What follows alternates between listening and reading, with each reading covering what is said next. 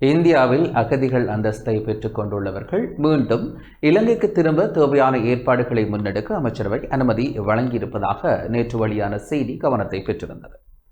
இந்தியாவில் அகதிகளாக பதிவு செய்யப்பட்டுள்ள இலங்கையர்கள் தாங்களாக விரும்பினால் மீண்டும் இலங்கைக்கு திரும்புவதற்கான நிர்வாக மற்றும் குடிவரவு நடைமுறைகளை ஏற்படுத்த அமைச்சரவை அனுமதி வழங்கியிருப்பதாக நீண்ட காலமாக தீர்க்கப்படாமல் இருந்த மனிதாபிமான பிரச்சினைக்கான முக்கிய நடவடிக்கையாகும்.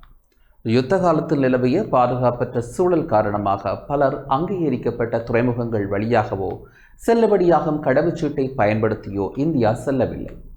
இதனால் அவர்கள் இலங்கைக்கு திரும்பும் போது அடையாளத்தை உறுதிப்படுத்துதல், பயண ஆவணங்களை வழங்குதல் மற்றும் குடிவரவு அனுமதியை பெறுதல் போன்ற சட்ட நிர்வாக சிக்கல்கள் ஏற்பட்டன.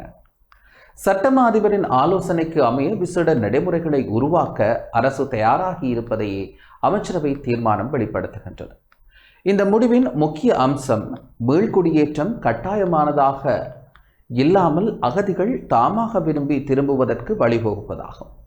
ஐக்கிய நாடுகள் அகதிகளுக்கான உயர்ஸ்தானிகர் ஆலயத்தின் ஒத்துழைப்புடன் இது மேற்கொள்ளப்படுமானால் திரும்புவோரின் விருப்பம், பாதுகாப்பு மற்றும் அடிப்படை உரிமைகளை உறுதிப்படுத்துவதற்கான சர்வதேச கண்காணிப்பும் கிடைக்கலாம்.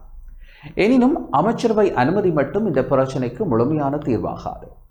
திரும்புவோருக்கு பிறப்புச் சான்றிதழ், தேசிய அடையாள அட்டை, கடவுச்சீட்டு போன்ற ஆவணங்களை வழங்குதல், இந்தியாவில் பிறந்த குழந்தைகளின் குடியுரிமையை உறுதிப்படுத்துதல், காணி மற்றும் வீட்டு உரிமை பிரச்சினைகளை தீர்த்தல், கல்வி, வேலைவாய்ப்பு மற்றும் வாழ்வாதார உதவிகளை ஏற்படுத்துதல் ஆகியவை அடுத்த முக்கிய கட்டங்களாகும்.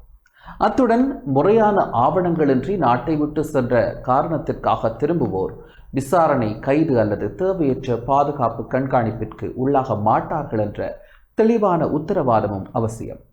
பெண்கள், குழந்தைகள், முதியவர்கள் மற்றும் நீண்ட காலமாக இந்தியாவில் வாழ்ந்த குடும்பங்களுக்கு தனிப்பட்ட ஆதரவு திட்டங்கள் தேவைப்படும்.